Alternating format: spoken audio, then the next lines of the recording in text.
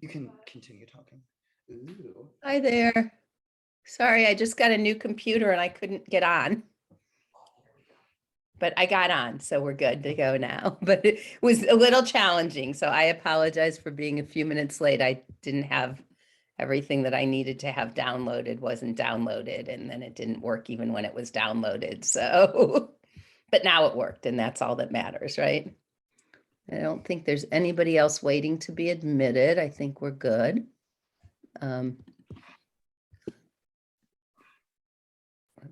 give it 2 more minutes to see if someone else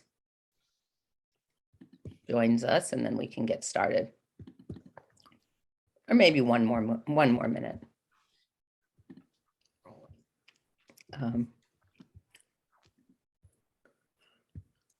Okay.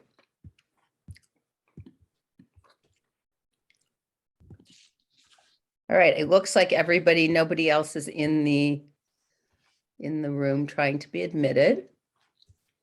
So we'll get started. All right, welcome everybody.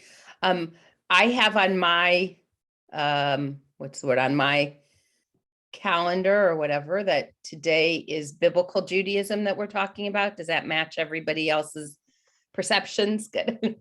And does anybody have any questions, thoughts, anything left over from last week with Rabbi Brian? Did you get everything covered that you wanted to? Any questions anybody had? All right. So we've been talking the last several weeks much more about what is Judaism, who's a Jew, the difference between Judaism and Christianity, what are the fundamentals of Judaism. Last week you talked about God, Torah, and Israel as being sort of the foundations of what Judaism is, or the 3 key what's the right word, ideas within Judaism, platforms, I'm not sure what you would call it. But anyway, so today what we're going to do, we're going to start several weeks now of looking at Judaism historically. So where have we been as Judaism, and where are we going? So that's where we're going. That's what the next several weeks will cover, and all the way up to modern times. And then what does Judaism look like today? We'll finish with, and what are the different movements in Judaism? Where are we going? So that's kind of the rest of the semester mapped out.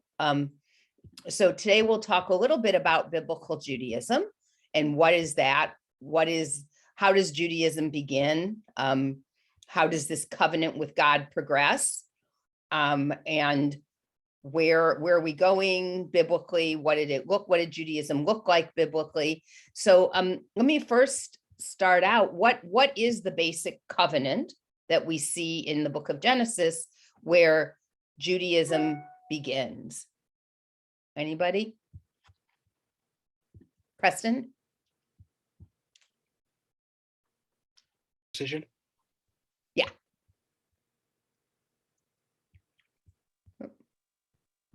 Preston, were you going to say something? Oh, I said circumcision.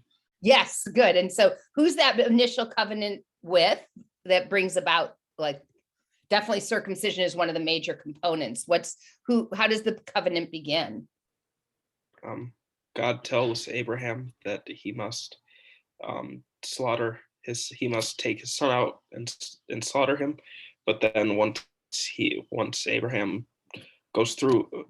beginning to go through with this, until right before Abraham actually does it, God says, no, you don't have to do this. You just have to circumcise your son, and our covenant will be, and you will keep your covenant with me. Perfect. So the covenantal relationship begins with God and Abraham. And even a little bit before that, God comes to Abraham and says, Lech lecha, go forth from the land where you are, from the land that you're comfortable with, from the land that your family is, and go to this land that I will show you. And then we have the story of him being asked to actually, again, God comes to Abraham and says, Lech lecha, again, go forth, and exactly what you said, Preston, take your son, your only son, the son that you love so much, and offer him up to me as a sacrifice. And God stops him. And the terms of the covenant become, I will be your God and you will be my people. And the physical symbol for men becomes circumcision. And knowing that, and the other big promise that God makes is that Abraham's descendants will be, depending on which part, because the covenant gets repeated a couple times, several times, that Abraham's descendants will be as numerous as the sands on the beach or whatever, and the stars in the sky. So basically that God will be our God, we will be God's people. Men will show the physical sign of the covenant being the circumcision. We will have many descendants, and we will become the people of Israel, basically. We'll be part of this new community. And how do we, in this covenant, progresses through the biblical period? Those would be, our earliest roots as a people. And all of this is recorded in the Torah, the first 5 books of the Hebrew Bible, and later the books of the Torah, the prophets, and the writings, which record our history as a people. And then we continue to be a people and to be a community. Anybody want to share with us? Anybody know who are the like, how does Judaism progress from Abraham and his wife Sarah, who have Isaac as their son, and then our next, Isaac marries Rebecca, and then and they have anybody know who's next? Anybody? So then Jacob, Preston. Abraham, Isaac, Jacob. Yes, exactly. And they become our forefathers, and then our four mothers become Sarah, Rebecca, and then Jacob marries both Rachel and Leah, and they have, and there we have the what's the word, the beginning of the 12 tribes, the 12 tribes of Israel. So you have basically the 12 tribes, which would be the sons. Well, first you have the sons of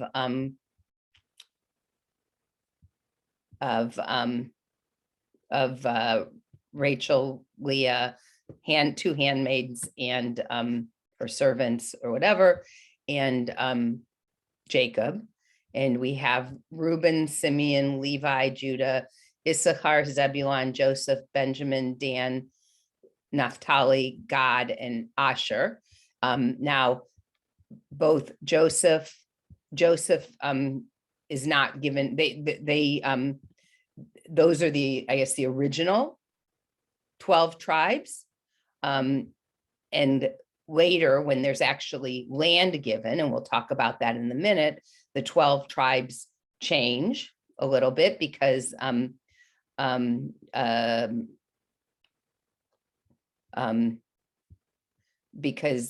the grandsons of Jacob, is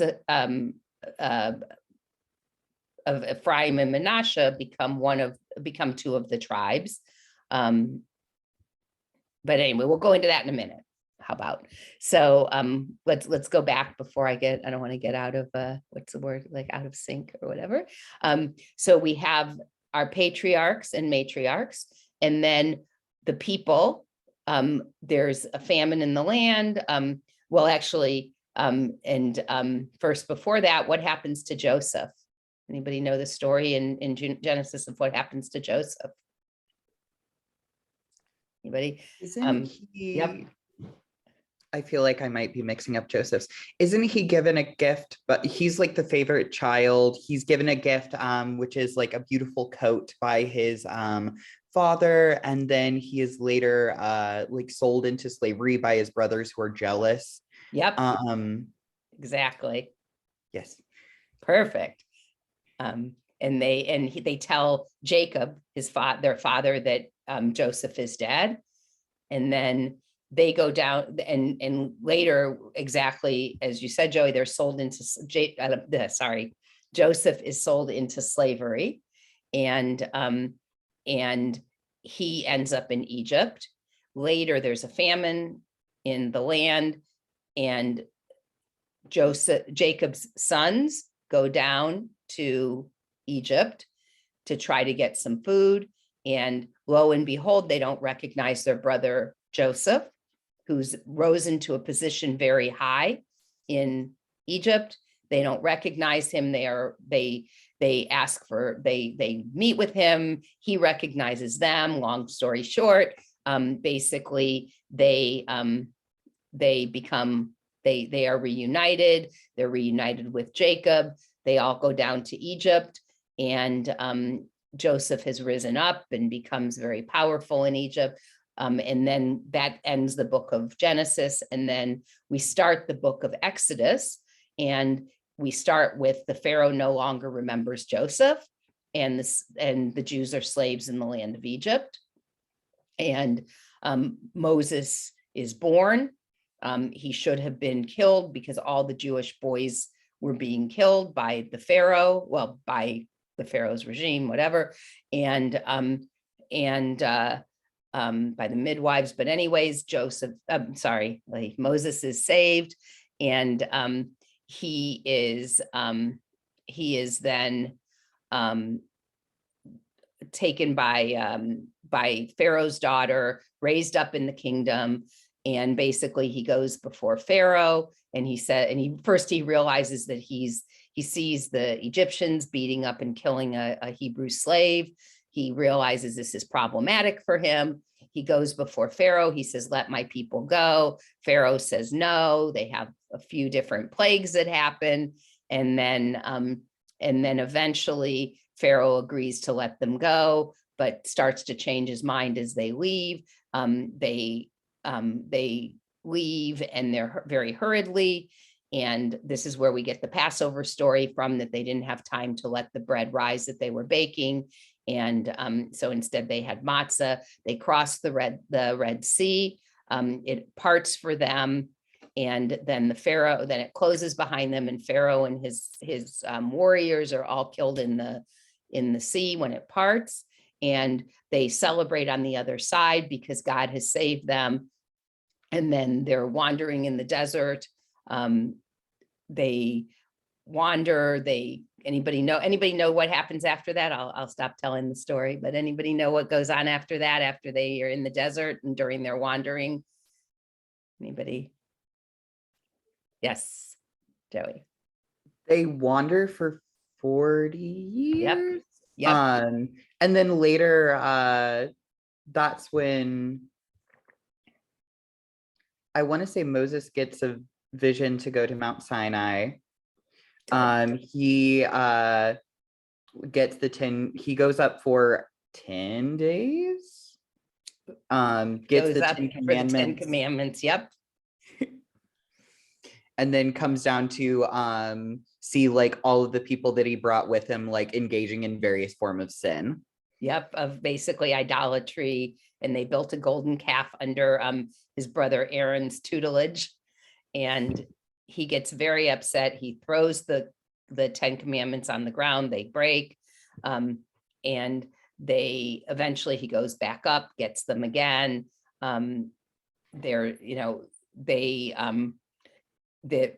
Basically that generation of slaves isn't allowed to enter the promised land, which they're headed towards, wandering for those 40 years, which was a long time for the distance. It shouldn't be 40 years, but they wandered a long time in the desert. And basically they during those 40 years, they receive the Torah, they become a community of people, and they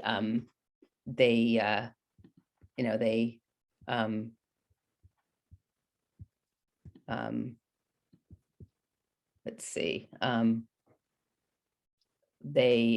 let's see what else I'm trying to, they wander, they get the Torah, they figure out how to live as a people, and eventually they get ready to go into the land. This is all detailed in Exodus, and Leviticus is mostly the laws and how they're living as a people, and the Ark of the Covenant that they carry with them, how they solidify as a community. Then we learn about the censuses that they take of people in the next book in Numbers, and how they live kind of tribally. And then in Deuteronomy, they enter the land. They begin to enter the land. Moses is not allowed to enter the land with them. The very end of Deuteronomy is Moses looking over and giving his final address to the people, because he knows he's not going to be allowed to enter the land with the people. And the people, and then we go into the book of the different books of the prophets, and later into the different writings. And it's that story of us entering the land of Israel and becoming a people in the land of Israel. So that's a very, very, very, very quick overview. Let me first ask if people have questions.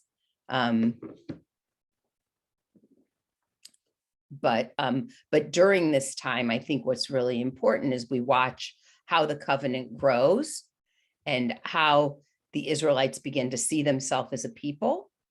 And also we see during this time how they develop into an Israelite community, and also they develop into a people who, if we go back to last week of God, Torah, and Israel, who begin to see God as their God, and they're God's people. They begin to develop not only as a community, the Israelite community, but also as a people in the land of Israel throughout the biblical period, with first a tribal type of leadership, and that which is described mostly in the books of Samuel. And then finally, they go and they say, we need a king. They say to Samuel, we need a king because we want to be like the other nations. And almost as a curse, not quite, but Samuel says to them, okay, you want to be like the other people and like all the other nations, you'll have your king, all right. And they begin to have kings. They have Saul, and then David, and then Solomon, where they're a united kingdom of Israel. But then anybody know knows, first of all, what does Solomon do? What's Solomon's sort of claim to fame? Anybody? What does he build that we still have remnants of today in Jerusalem? Anybody? So he begins to build the Holy Temple.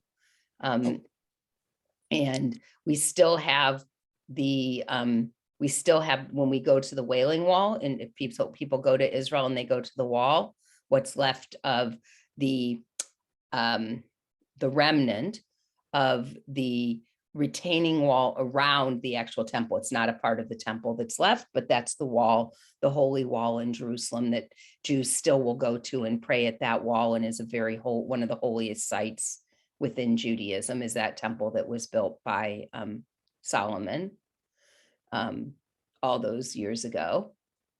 But then after Solomon, he has taken a lot of foreign wives and amassed a lot of fortune.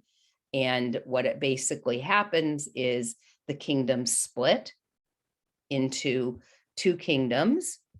Anybody want to share anything that you want to, anybody know sort of what goes on with that? Anybody? No? All right, then I'll do it. So basically you have the people who the monarchy splits with after Solomon, and you have the two kingdoms. You have the kingdom of Israel and the kingdom of Judah. And by the way, I didn't say this, but So the kingdom of Israel was there for about 200 years, and the kingdom of Judah was ruled from Jerusalem for about 350 years. But what happened to, and that was basically the kingdom of Israel, was all of the tribes except Judah and a little bit of Benjamin. And what happened eventually is that as the Assyrian and Babylonian empires expanded, the kingdom of Israel in 722 was basically overthrown by, or taken over or whatever, by the Assyrian or Babylonian, the Assyrian Empire at that time. And then later, the kingdom of Judah continued, but more than 100 years later, in 586 BCE, Babylonia conquered the kingdom of Judah and exiled almost everybody. Basically, the intelligentsia and most of the people were exiled to Babylonia, and they destroyed the Holy Temple in Jerusalem and destroyed a lot of Jerusalem. This was the end of the first temple period. Later, after the destruction of the first temple, was the first time that we as a Jewish people went into diaspora. Later, and this actually will go, a little bit of this will go into the second temple period. I mean, we'll go into next week, but basically, then what happened is the temple ends up being rebuilt, and some of the people are allowed to go back to Israel and to Jerusalem, but you also still have a major seat of Jewish scholarship and rabbis and teachers that remain in Babylonia. So you have that dual, what's the word, like the dual, those dual places where the people were. And so the temple is rebuilt, and the people begin to, I would say, grow what Judaism is and become more now some of what happened, they learned from the Persians and from Babylonia, and some of that influenced Judaism. And then, as I said, the temple was rebuilt. You had people who were returning. And then later, the Romans are going to conquer the people and destroy the Holy Temple, the rebuilt temple, in 70 CE. So that's a very, very, very quick overview.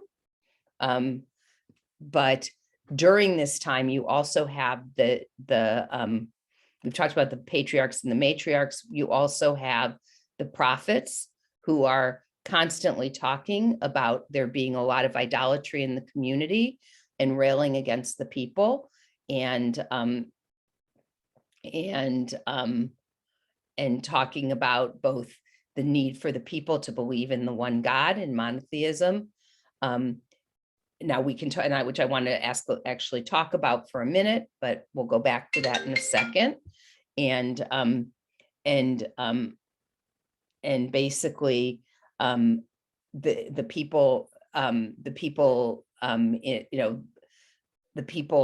prophets are also talking about how people aren't necessarily taking good care of each other, and that they're poor in the community, and that people have to help those who are starving, and they have to, depending on which prophets.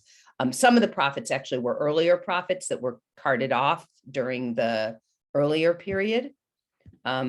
So that's kind of a piece of it. And let's talk for a second. Anybody from any of the readings that you did, what was God during this biblical period, or what were the people how did the people, anybody have any thoughts on how the people viewed God during this earlier period?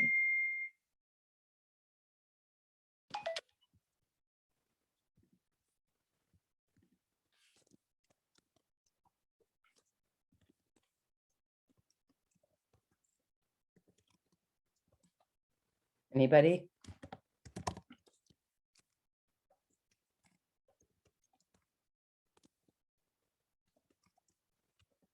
Anybody? There are those who would say that the God of the biblical period, especially the early biblical period, was probably viewed more as a tribal God, although people believed in one God at the same time, but they were living in a world that was idolatrous predominantly. So they were believing that the concept of God as not being an idol was definitely very different than what was going on in the world around them. And we see that concept of God as being omnipotent and God of all the world and all the peoples doesn't really grow until later to the same extent. Anybody have any questions, thoughts before we move on? Anybody? Oh, sorry, I see Preston raised his hand, so I'll wait. Sorry, I did not see that. Go ahead, Preston. So were they also going back to the Torah? I think it's, I believe it's Genesis, or maybe, I don't remember which, I'm sorry, I don't remember which book of Torah it is, but It's all five. So it's Genesis, Exodus, Leviticus, Deuteronomy, and Numbers and Deuteronomy. I just mean which particular book what I'm going to. Oh, sorry. So there's this part of the Torah which says that that the Jews will start to obey the law more and more, and eventually they will be good enough that the Messiah will come, Israel will be established, and then the rest of the world will see them as this shining example of what it is to be a right people and want to serve them, not according to any modern notion of slavery, but just because everyone will see how good the Jews are, that they will out of their own will want to serve them. Were they also kind of looking at the world and saying that what they're seeing is resembling what was said in the Torah in this respect? So in the Torah itself, it's much more of the people in those first 5 books. It's much more of the people establishing themselves as a community. You see more after the destruction of the temple, you see more of what you're talking about, I think. Where I think biblically, I mean, in the first 5 books of the Torah, the people are more intent on establishing their own community as a people, and because they really are, and wandering through the desert and getting to the promised land, than they are about influencing others around them to be a part of their community. In the later books, and once they're established in the land, they're still looking more to figure out who they are as a community. But then later, as they get into the even some of the earlier, but certainly the later prophets, the earlier prophets were prior to the destruction of the first temple. But after the first temple is destroyed, then they're more looking exactly what you're saying, kind of as a people who needs to return to their land and needs to, will be a light unto the nations. But that's later, during that, the later part of the biblical period.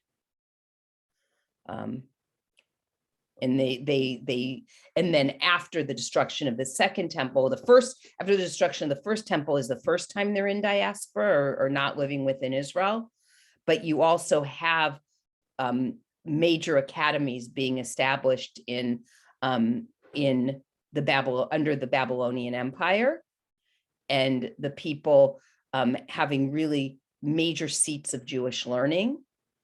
And then when they get back, and some of them stay there, even when others return to Israel and Jerusalem when they're allowed to go back. So that's really important. Thanks for bringing that up. Thank you. Yeah. Yeah. Other questions, thoughts that people have? Okay. Didn't somebody else have their hand up before? Or not? No? Oh, I had a question. That's what it Yes. was. My question was, with the conception of like God being more like a tribal God, was it through kind of once they were seated in Babylonia, not like seated, but once they had like areas of Jewish learning, that the conception of an omnipotent God came into kind of the forefront? Yeah, later as they began to develop as a people more, and also I think probably even more so as they really became a people, as they built a little bit, as they built the temple, and then even more so after the destruction of the temple. So yeah. And also I think as monotheism became more prevalent in the world, that also probably helped them to at least have that idea of monotheism more at least understood in the world. So, yeah. Any other questions? Otherwise, we can quickly go through some of these glossary terms that are here, although I think I've talked about all of them. The patriarchs, the matriarchs we talked about. Canaan, does anybody? Oh, Preston. Actually, since you brought up monotheism, I have one question. Just from the first week's readings, or kind of preliminary Sure. week. In I think it was Prager's book, he said that Judaism was the first monotheistic religion. Definitely. And I've heard this before, but I've also heard that Zoroastrianism was the first monotheistic religion. That's a really interesting question. So I think people would say that Zoroastrianism is really based on a dualistic view of the universe, that there's two distinct parts of the universe, like the good and the light, and the other being the evil and the dark. And the history is basically the epic battle between these two forces. And so for Jews, that isn't, so Jews do see that there's evil in the world, but they don't see that in the same kind of dualistic sense. They see that, I think I may have said this a few weeks ago, I can't remember if I said it in here, but the Jews believe that even the bad is good. I think I said, did I share that with you? One of my favorite midrashim, that even the bad is good, because if it weren't for the good, if it weren't for the bad, a person wouldn't like get married, have a family, work a good job, build a house, because presumably the good, the bad inclination helps to channel the good, so that we don't just sit all day and like study Torah.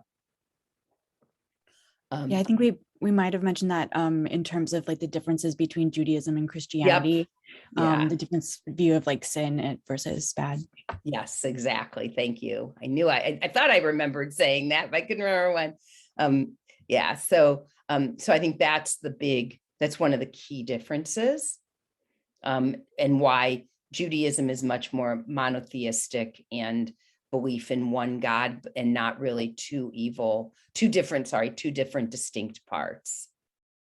That all of it is all wrapped up in one God. Does that make sense? Or not? I think so. They're similar, I would agree. Okay, yeah. That helps. Yes. Yeah. Yeah. Okay. Devin.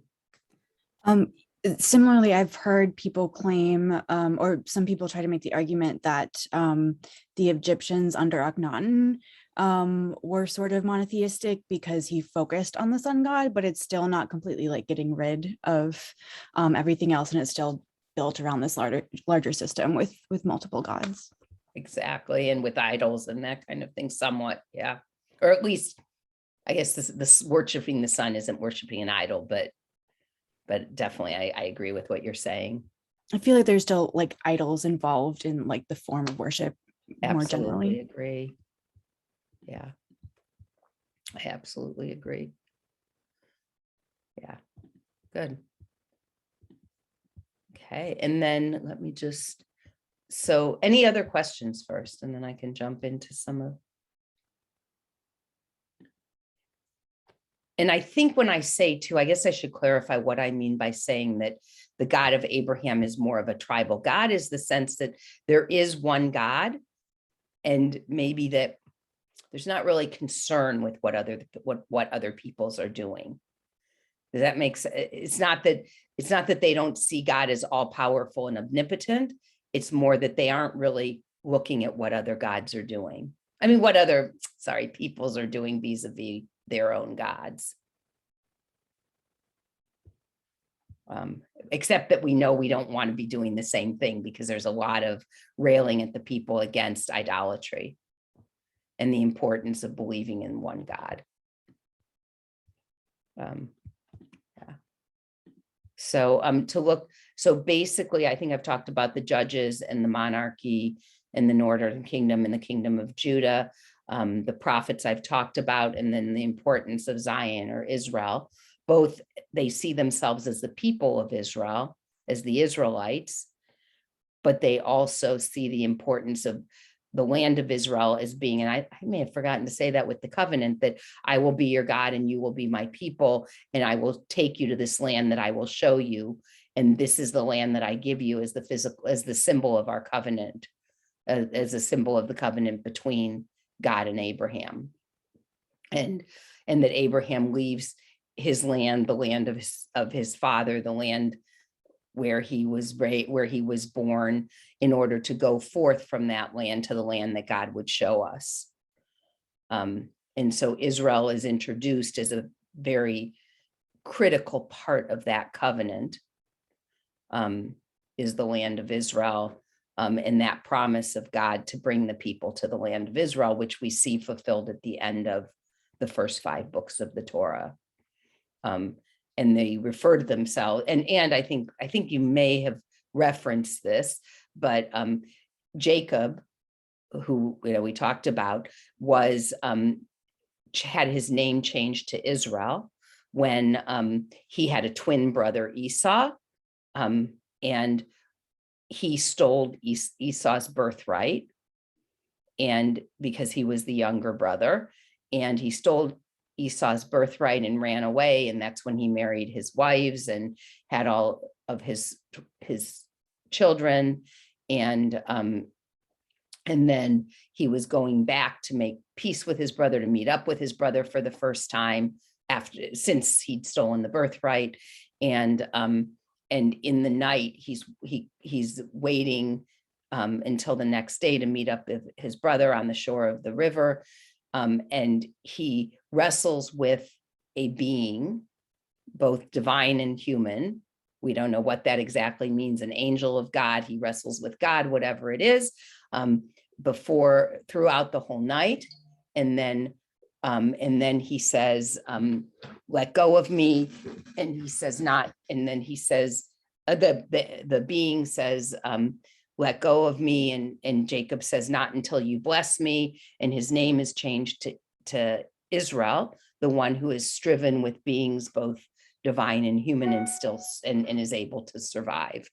And we say that Israel, his name means the one who wrestles with God, and so we become the people of Israel, both Jacob, who has his name changed to Israel, as well as the Israelite people, because we're in the land of Israel.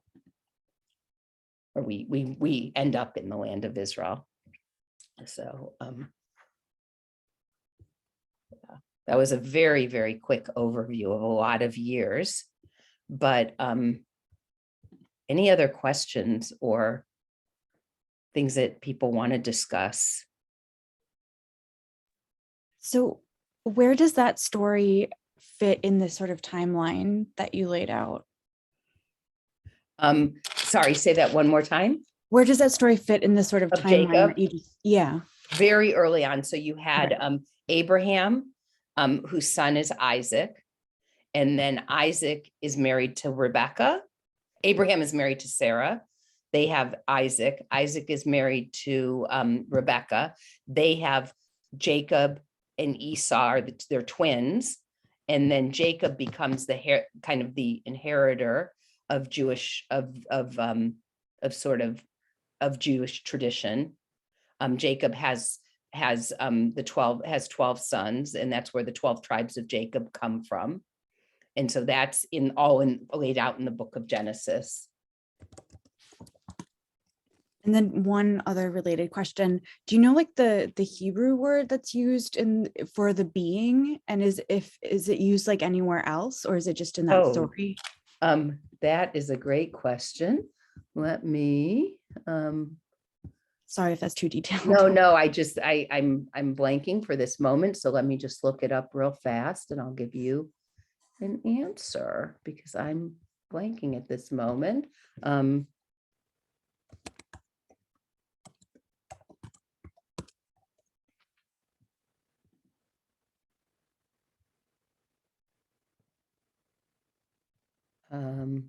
Let's see.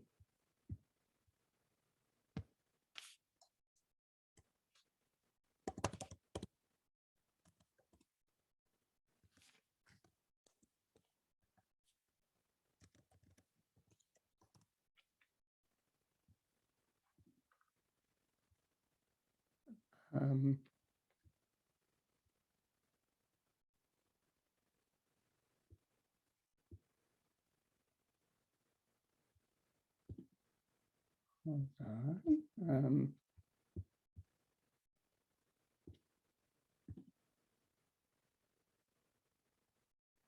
So, yeah, they do use, that's what I thought. They use the word ish, but then he wrestles with him until the breaking of the day.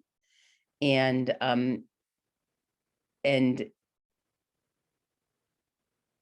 they don't really say, but they say he wrestled with him. They use ish as the word that they use. I wanted to make sure I was remembering that right.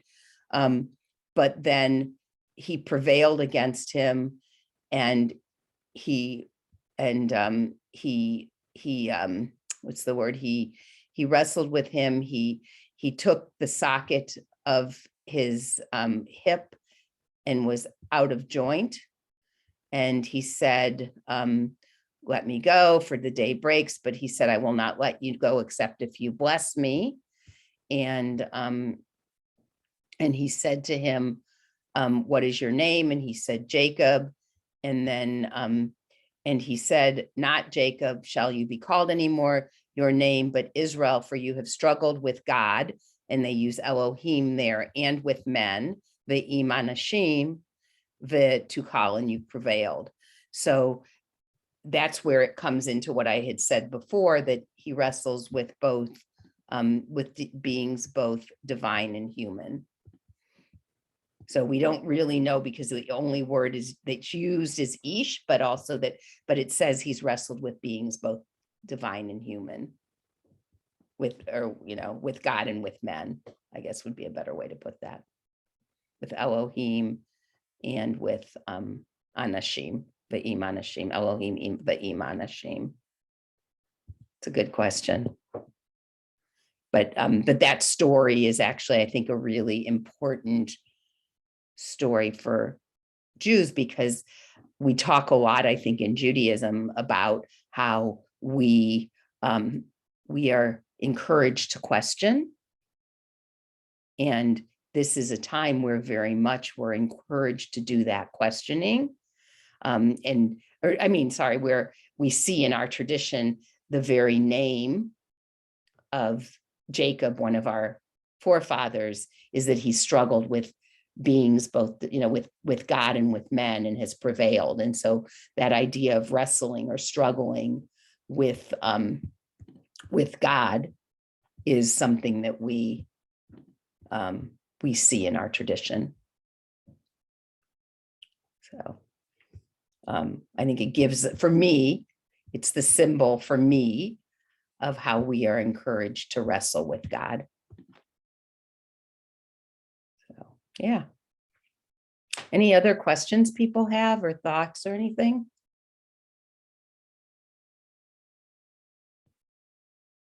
All right. I think we'll jump off a few minutes early if people don't have any other questions or anything else they want to add. All right, thank you. We'll see you, I think, in 2 weeks. I think I'm teaching again. Thank All right, you. take care. Thank you. Bye. Thank you.